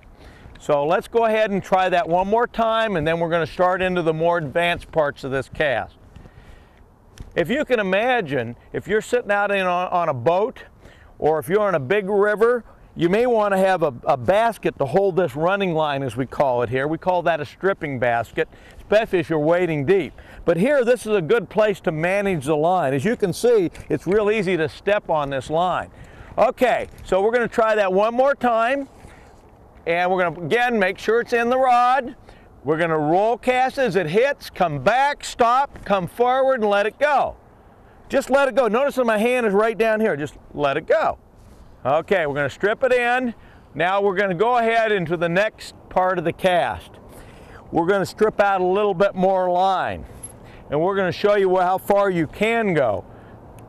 Now, what I would say right now, a pretty good fishing cast with one of these is about 60, 70 feet. I mean, I'll bet you haven't made a 60 or 70 foot cast without a false cast in your life. Well, here you go. You can do it with this line. What I'm going to do is I'm going to come back, I'm going to come to a stop. I'm not going way back here. If you go way back here, you're going to end up throwing that line right straight onto the ground. So we're going to stop here. As I come forward, I'm going to end up pushing hard right there and really stopping. Where a lot of our other casts, we follow through. Here we keep the line high. Now why is that? Because there's so much weight on this line and on the fly. You know what we're really doing? I bet some of you are thinking about it. We're really doing kind of a spin cast. That's really about what we're doing. We're letting this weight pull it out just like a spinning lure. All right, so let's watch what happens now. Again, I've got my line stripped out. I've got about 60 feet. And okay, we're going to get ready. Here we go. We make our cast, hits the water back. As it's forward, we let it go, and look at that. We threw all the line. Now, what I did is I really added the energy right here. I really punched it. Can the double haul or a single haul, or what I like to use the term, a jerk or a pull, help you with this? Yes, it can. And that's what we're going to show you a little bit more advanced. If you're going to get outside of the U.S. and go for some bigger fish and you have to get deep, you're going to have to learn how to cast one of these lines. So pay attention, and we're going to go into the next steps. We're going to add a little something to this. We're going to strip out a little bit more line. And there's two steps that we can do to make this cast a little better. One is, of course, a little pull on the front cast. So I'm going to do step number one. Again, we're not going to hit the water now. What we're going to do is roll cast, come back, and I'm going to pull down. Now notice I pulled down on that. When I pulled down on that, that shot it out. And that last cast, it hit a little in front of me. And that's because where I was aiming. You got to aim a little higher. So let's reconstruct that cast again. We roll it out. This time I'm not hitting, I'm coming forward. Look where I'm stopping. I'm stopping up higher, and that's causing that line to shoot a little higher. The more that you cast this, the more you know it's a coordination. Now let me just emphasize that for a second. Okay, we're going to roll it out, and as it comes back here, right here, notice I just emphasize that I really punched it. It's just like the same kind of a stroke, literally you throw a spinning lure at. But now I'm going to add the final thing to let it really sail on you. And that's a little pull at the right time. Here we go. This can be a lot of fun to cast, but think about it. If you're only going to make one cast, go back as we come forward. Now watch my hand here. We're going to do it again, right? We're going to come forward, roll, come back. Now watch, I pulled on that and stretched my hand out. So I pulled, I punched. I just pulled at the same time. So now we're ready for the third and final way of increasing your distance. And we're going to actually let some line out on our back casts. Kind of a little bit of danger to it. And I usually tell people it's about this much. It doesn't mean letting out 30 feet of line in your back cast. Okay, here's what we're going to do. We're going to combine letting line on the back cast and then pulling on the forward cast. And to do that, I will actually come to even more of a complete stop. We're going to bring the rod up. It's in the guides. We're going to roll it out. As we come back, we let some line go out and we pull it forward, and there it goes. You know, this is an easy way of covering a lot of territory. Most of the time, a 100-foot cast isn't going to increase your chances. But when you're in a lake, and you think about a trout lake, or whether you're going for walleye or bass or some of the other warm water species, this is a great way to get out. Now, we're talking about sinking lines here, getting down deep. But guess what? They even make floating lines in shooting heads for distance casting against the wind. These shooting heads are wonderful. You just got to learn how to cast them, and I want you to keep this in mind. One back cast. One back cast. Occasionally, now I'm just going to leave the final thought here. Once you get really good at this and you need a little bit more speed, you can, especially on the intermediate lines that are much, much stiffer. You can do this, and I'll just go ahead and show it to you to end our little casting session. Well, I'm going to roll it back. I'm going to come forward once, come back, and launch it. Same kind of a deal, but I didn't let the line get out of. I didn't let any out on my back cast until my second cast. No more ever than 2. You're going to have a great time hooking a bigger fish. The rewards are going to be great, whether it's a steelhead out in Oregon or Washington or a big salmon from the Great Lakes. Any big fish, and you're going to be glad that you learned how to cast a shooting head. We're now into our exercise. I call it casting exercise. And something that I've worked out over the years of teaching casting for a long time. Would you believe 50 years of I do believe casting? it. Not teaching it, 45 years of teaching it, 50 plus years of casting. I think that things like sports need to be taught in sections. And so the first section that you worked on was the casting stroke. You know, getting a good casting stroke so you don't have, you know, you did such a great job of teaching it. Now we're going to hammer that into the people by practice, practice, practice, which Andy said. Exactly. So here we go. What we're going to do is tuck this arm, tighten it up, and do what we call a short, accurate cast. But what we're going to do is start feeling the rod tip. As we pull down on it, we feel the rod tip unfold. And we practice not going back as far, doing everything that you showed us in that first stroke. And we do it over and over again, but we don't do it too long. I think you mentioned, what, 15 minutes is all you want to really practice? That's a good amount of time if you can set aside that per day to really hone your skills. I think if you get too much, you can also put in bad habits too. Absolutely. But so what we're going to do is work on this, going up and down and practicing. And what you're developing is something you said earlier, rhythm, right? The rhythm of a cast. And it comes into play when we talk about that false cast, developing a rhythm. And you do this. Now, if you were in San Francisco and you ran out to the Golden Gate Casting Club, you'd see 50 guys out there before they go into casting competition. for 20 minutes doing this, going up and down, following that rod right on it. You know what they're going to do, Micah? What's that? They're going to put a target out there. Let me run this out there for you. Thank you, sir. That'll give you a good target. Now, notice I'm just going back and forth, shortening that stroke, using the thumb, there we go, until I'll do that until I can hit it like in 10 casts. Boom. You want to try that? Sure, you bet. Because I've watched you do this before.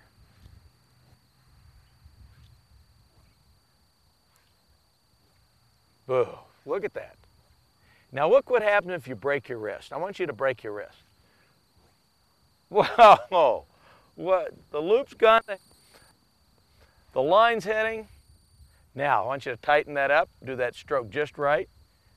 Now what you want to do is not get to the habit, folks out there, of going like that and trying to force that down to come here. What you want to do is lock that wrist and accurate. Look at the difference. He's hitting it every time. So what do you think of this? You can just pay me some money now or later for this nice, great tip. I'll get you later, Jack. Oh, okay.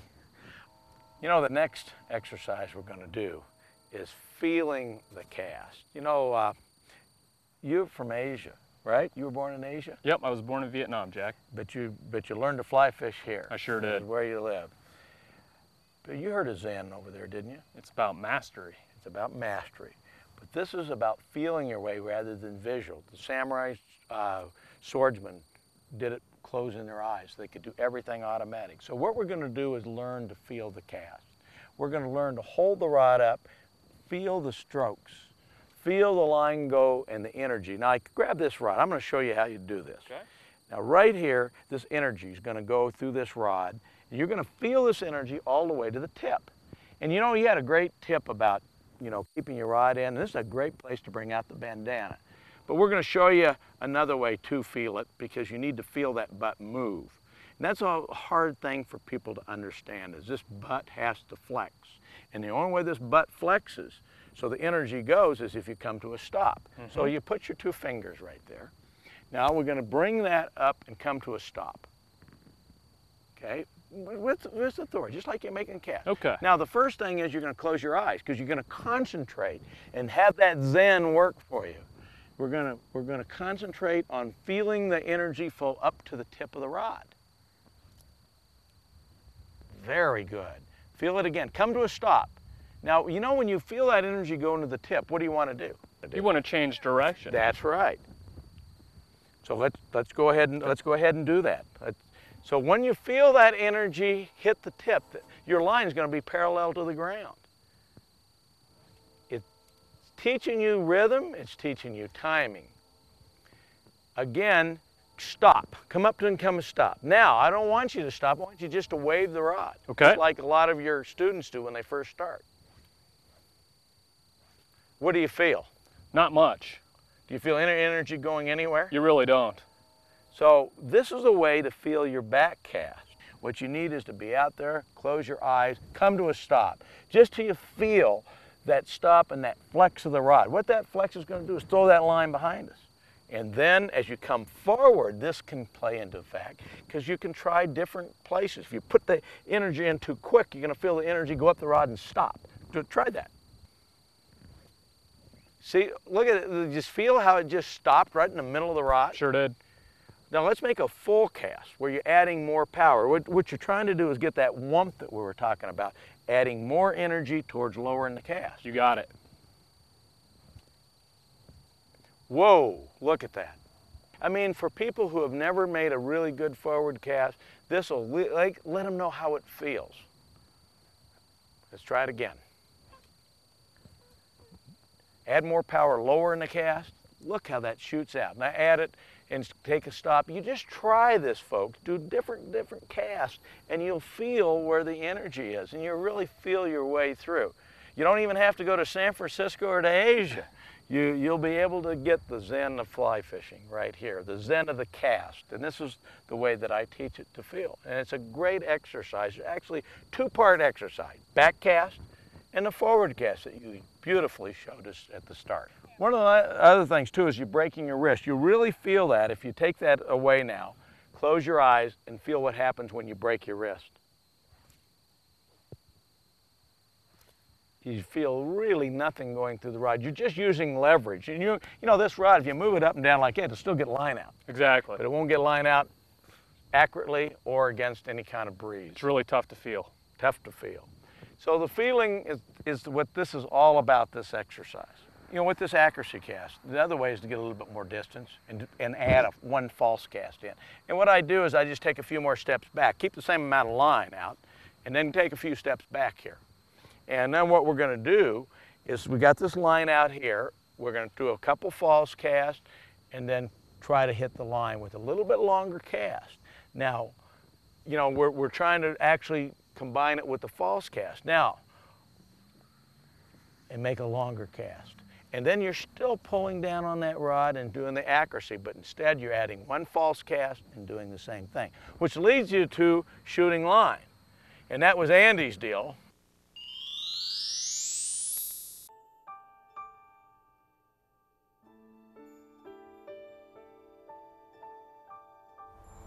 Well, you've had a chance to see the basic cast and tune up your casting, but fly casting is about fishing. And we're going fishing now, and I've been joined here by a friend of mine, Pete Erickson, fishing guide from Wyoming, Idaho, Alaska, and all points in between, but also a member of Team USA, America's team in the World Fly Fishing Championships. In the competition in Slovakia, you had our best finish of any of our team members. First of all, I want to talk about what it's like being a guide, and what are the common casting mistakes you see? Probably the number one casting flaw that I see is too much wrist. It causes a lot of other problems. You can use wrist certainly in different casting styles, but too much wrist is not good for any casting style. Another one is just I'm noticing right now the breeze is starting to come up, and Yeah. the breezes can become wind, and that's another problem, isn't it? Yeah, casting into the wind, a lot of people just go home. They just give up and go home, and you miss out on a lot of great fishing. What about casting indicators, big heavy flies? Or big giant heavy flies like streamers and stuff and indicators. Yeah, that's extremely tough for people. They tend to false cast too much. They also have too tight a loop sometimes when they're casting those types of flies. So loop control is a big thing with those. Pete, I'd like you to take us out on the stream here. We're here in Boise, Idaho on the Boise River. And this is where you teach school. Yeah. And when you're not guiding or on Team USA, you're a school teacher in junior high. Yep. Ninth grade English. So I mean, all of you are going to get a chance to go back to school here and see what it's like to go fishing. And it's not an object right now is to learn how to handle the stream conditions. And I guess the key is practice, practice, practice. But you want to be thinking more of your fishing and not your casting when you go fishing. Right. It's nice to have it down so you're not breaking it down in your head the whole time. So it's a natural thing for you to just go out and start fishing. Well, I'm going to get my vest. All right, me too. And we gathered up some rods, different types of rods and lines for the people to see, and yeah, we'll start talking about these casts on the stream. So come on with us. Let's go out and give it a try. Let's go get some fish. Yeah. Yeah, looks good. Nice little backwater. Oh man, look at Where that camera going. Well, right now we have to present this fly in a natural way to imitate the insect, or in the case of a stream, the bait fish. So I thought we'd take our friends out there through some of the cast and talk them through. Now, obviously, we've come up on a riffle here, and this has got everything. I mean, when you first learn, you're told you cast upstream, have the dry fly. Now we're going to start with the dry fly, right? Come back down. And the upstream cast, there's a lot to an upstream cast, isn't there? Yeah. Let's take the stream in quadrants, which I try to tell people. Good You got idea. an upper quadrant, you got a middle quadrant, and you got a downstream quadrant. And in dry fly fishing, even in fishing with a nymph and an indicator, it's still, you can fish all those quadrants. Absolutely. You can take the same method and work each quadrant the same way. And without even moving from one spot. Mm-hmm. That's the beauty of it. But let's kind of take what we've learned so far in our presentation and take it out and show the folks actual stream fishing and stream cast. Yeah.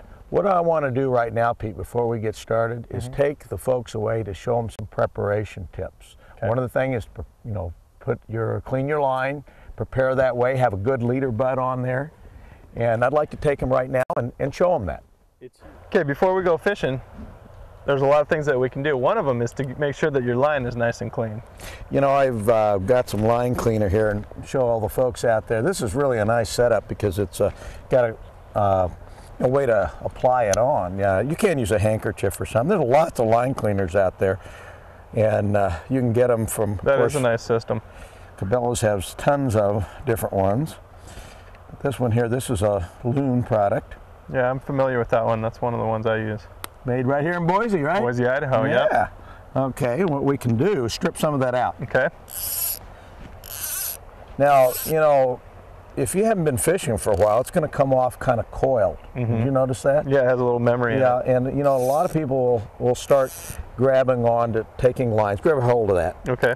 And they'll start pulling like this. Right. You know, and they'll get, you know, out about 20, 30 feet and start pulling. Puts all the pressure right on one point. Let me just show you a little trick. Okay. You hold on to it. All right. I lean in, hold on to it tight. Okay. I lean into it with my body. That gives an even pull on it. Oh, and I you see. take it in small sections rather than big, long sections. Oh, okay. So stretch it in small Stretch it in sections. small sections throughout the, and then you'll get a much better without pulling apart. Okay, and then of course you're gonna, what I can do is hold this, Okay. and I can do this, and you can start reeling back in. You know, you can strip it all out like this. I can pack it on there nice Yeah, and so nice you're and going neat. on back and forth and go right on through, and we've got it done. You know, Pete, there's another thing you can do too, and you know this from just being a guide. Nothing worse than a linty leader, right? And out here in the West, when you go into a fly shop, you're going to get a big chunk of leader butt put on. But usually they're made of the same material, which is, you know, limp. If you're especially a dry fly leader, it's just thicker limp leader. So what we do is we end up in putting on a leader butt section, which is a lot heavier. Right. And this is about, it's been used up a little bit. It's probably about 30-pound test on this 5-weight line, be anywhere from 25 to 35-pound Right. test. And this is going to help roll the leader over. So that's an important thing to get set before you go out there. So, Make sure your butt section is good. and you want to have it anywhere from 2 feet to 1.5 feet is the ideal section. Right. Finished cleaning the line. We got the leaders ready to go. Look at all that dirt that was on there. Yeah, it's amazing how much dirt gets on these lines. Also, another little tip, keep the sunscreen, right? Yeah. Sunscreen off your hands. It'll make your line get nice and soft, and Yeah. that's not a good thing. You want it stiff, and this will, of course, help take that off. I'm ready. And let's go show these folks about stream size. We've seen what you do on the stream before you go out fishing. You do the same thing what we just saw. Right. Prepare your line, make sure good leader butt's on there. Yep. How would you prepare the first cast if you're going to go fish for a fish that be up in here? Can you just walk us through it?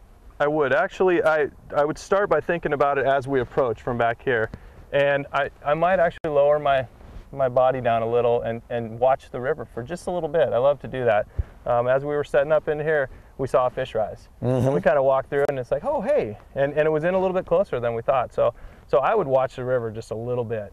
And I enjoy that personally. And then I would slowly approach the river and definitely fish the inside seams.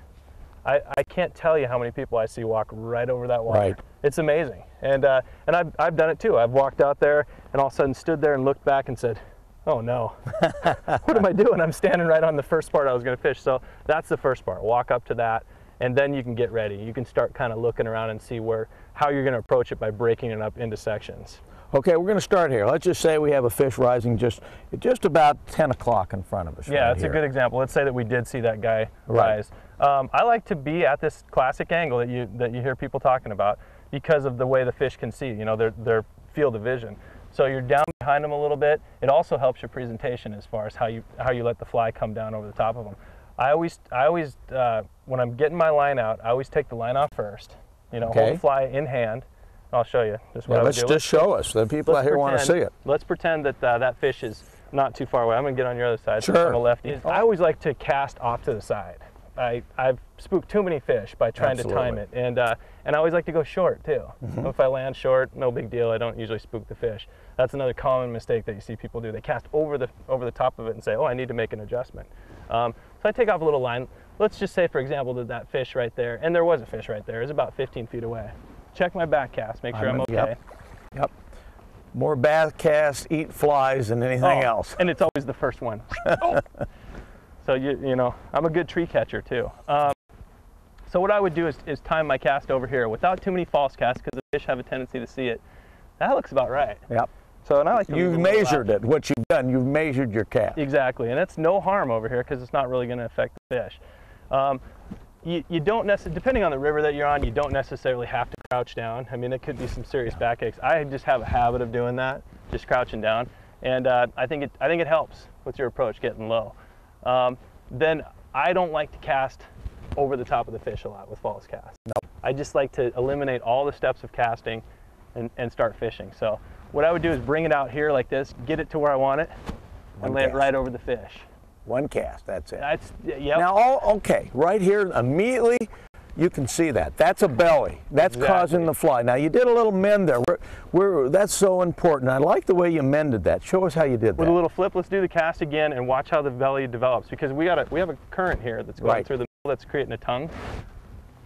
Little Belgian cast right there, which is the swirl around cast that you've seen before. And see the belly developing? Yep, the belly is developing right there. Exactly. And that can't happen because what it's going to do is, it's dragging the fly. Is drag the fly under. But if you tried to set the hook right now, you wouldn't hook any fish. No, because you're too far away from it. Not to mention the presentation's terrible. So what I like to do is lay it down and flip the belly in the other way. Rather than pick it up and roll it and cause a ripple on the water. Which is called a mend. There's a couple different ways you can get rid of that problem right there of the belly developing. You can aerialize the mend, which is throw the belly in the air. Right. Or you can do what most people do, which is lay it down and kind of decide where it's going to happen and come up with the rod and a nice gentle flip. Right. I do two of them because there's another current right here. That's true. And then bring in that extra line, and you see we have just enough slack right there. So, and you know, almost anywhere that you fish, you're going to see that develop. It may only take you one cast. You know, Pete, one of the things that's really going to happen for the beginning anglers out there, if you have a problem in your cast where you're using too much wrist, you're really going to find out, because first of all, you're going to catch the trees behind you, but you're not going to have a straight presentation. Right. And I'd like to just show what the difference between the presentation in locking that wrist and doing that short stroke cast compared to a wide open cast. Okay. Would you like to give us a wide open cast? Yeah, I'll give you a wide open cast. First thing I'm going to have to do is, I know that I'm going to have trouble with. We're going to step out a little bit. Already. That's good. That's good. So, and another thing too is there's so many variables with a really floppy wrist. Right. I mean, we got all sorts of casting styles and they're all legitimate, but you don't see a lot of really floppy wrists. It's a controlled wrist, if anything. Now let's take a look. I want So people to see the. I want to see the dark side. Okay. And so watch what happens when he tightens the wrist up, and you're going to see a much nicer, more accurate cast. It's going to be less of a belly when you have a much better cast. Look how much tighter it goes out, how the line lands more evenly on the water. Very nicely there. Just eliminating that. I like to think of it as like throwing darts. Now, one of the things immediately, as we've talked about and throughout this presentation, is the minute he makes that cast, that the line goes right to the finger. You don't see Pete fishing it like this, because you got to be able to set the hook. Line management is huge. That's what I tell all the people that I fish with, all the anglers that I'm helping to catch fish. You got to do your line management. Once you get your cast down and you're there for the presentation, it's all for naught if you lay a perfect presentation in there and you're not ready to go. Because this is what you get right here, which is, it's kind of comical. You can hear the insert circus music here at that point. When they set the hook, they got the fish on and they're here all of a sudden. Yep. So what's the next thing? It's in the mouth. Up here. But the fish is gone by then because your rod tips down, you had too much slack. Exactly. So and then, you know, you remind them, you say, well, this works really well too. Just handing it to the finger so you got some line management. Right. Rather than the whole game up here where you're reaching. We've been fishing upstream, which is one of the classic ways of fishing. But right now we've got fish rising right in front of us, and we're going to make a cast right in front of us. And that requires a little bit different cast too. Absolutely. Because you're going to immediately get dragged the minute it hits, aren't you? Oh yeah. Anywhere below you or across from you or below you, you've got drag issue. Okay, we'll come out here a little bit and show them how you're going to handle that. Okay. Also, you got a little bit of a problem too. And one of the things, while we're here, let me just mention, it's important to change the way you cast when you have trees behind you. What I can do is bring this rod up, I can make the cast, bring it back towards me and still get a presentation without hooking the trees behind it. And that is something you want to practice, different ways of changing your stroke to get an effect on your cast. Yeah, a steeple cast, you think it's just at casting ponds and that type of thing. No, no. It's all over the place. I mean, you can, and you don't have to do, you know, the one you see on TV steeple cast where it goes straight up in the air. You can just do it a little bit and get it up there. Change your approach, you know, your point of attack. Okay, you're immediately getting drag right here. Because it's straight across and Right. you have that situation. So what I would opt for in this particular spot, we have some different cross currents and things like that. It's probably a reach cast. Right. But I'm actually going to throw it out there and see if it works. Right. And that's one issue when you're fishing downstream. You can't really cast over here. You can measure your distance, but Right. you're gonna see whether it works or not. And, Right. and a lot of times, I recommend just taking it out of there before it goes over the fish. Right, Because you absolutely. kind of see what's going to happen. So, Or if you make a bad cast, leave it on until it gets out of the area. exactly. So let's try a reach cast to the left. Yes, very nice. Now you can let that float down into the lower quadrant. This one happened to work out perfectly for Yeah, this look at spot. that. Lines upstream. This is the kind of cast you'd use out of a boat. Yep, exactly. Yep, it is drift boat fishing right here. And that one just particularly worked out well for here. You could also, I might also try an S cast, which is another form of aerial line. Yep, very Just- nice. Just in case we have different cross. Now, how did you do that? Let's walk through that little S cast for a Okay. second. The S cast, if you have a fast current right here, slow current, fast current, this is going to work for you. The reach cast is going to work for you, but it's going to get eaten up by the current really fast, and it might actually create a belly quicker than you want. So you can actually time the S cast, which is coming up, and you're going to aerialize the mend again. But on its way out, you just take the tip of the rod and draw an S with it. Right. And it's really not that hard. It takes a little practice to get the muscle memory, but it's really not that hard. Finesse in casting comes through practicing. The more you fish, the more you're going to get the any sport. You start getting the feel, and it becomes what? Automatic. Yeah, it's built-in rope memory, and Yes, and it is. and that's what's nice about it. That's when it becomes relaxing, and it's a great way to let energy out. And you're not going to do this fishing twice a year. No, and another thing is this isn't going to work on your lawn Nope. Nope, it's not going to work on your lawn. because you don't understand how the different currents of the water are going. You can practice it, but you're not going to see how it applies. One thing I want to, while we're talking about this slackline cast, I want to just shoot one upstream here, Pete, and Okay. show them something. One of the problems when you're doing a lot of wade fishing, you're in deep water, and I'm going to go out here and do it here. Since the fish are already spooked, I can do this. If I cast a straight line cast like this, straight up, especially in fast current, where the line is real straight, it's going to immediately start pulling downstream. And we talk a lot about, the problems with drag, and it's mainly being pulled downstream when you're casting across. But this is actually coming right at you, and many times you never see this drag because the current is masking it. And by a slack line cast is when you make that cast just pulling back a little bit. And see how there's a little slack in the line right here? Watch it again. We come out, we just pull back a little, and I'm still following the line down. I'm following, but notice that there's a little slight, and of course I got to pick it up. Otherwise, again, I'm going to have the same problem. There's your line management again. The line management. And it's a problem, and you notice it more when you get on big, spooky fish in spring creeks with heavy water. So it's important to learn this slack line. Everybody says you want a nice straight cast, but not at times you want that straight cast until the very last minute when you You've set seen down. some of the casting that I do. I hope I've given you some ideas and helped you, because on a magical evening like tonight, it's going to come for you. All of a sudden, that cast that you couldn't do before, it's going to be perfect. And you're going to catch so many fish. And you're going to wonder why it took so much time to get to that point. But if you do the things that I've told you, mainly practice, you're going to make mistakes. You're going to break fish off. You're going to spook a lot of fish. No matter if you fish for 50 years, this happens. But on that evening like I talked about, an evening like tonight, it'll all come together. And you'll be happy that you took the time and practiced your casting and became a really good fly caster. And I know from all of us here at Scott Fly Rod and Cortland Line and Able Reels, we all like to say thank you for taking the time to watch us. And we hope that you too can keep right on a casting, just like me. See you next time.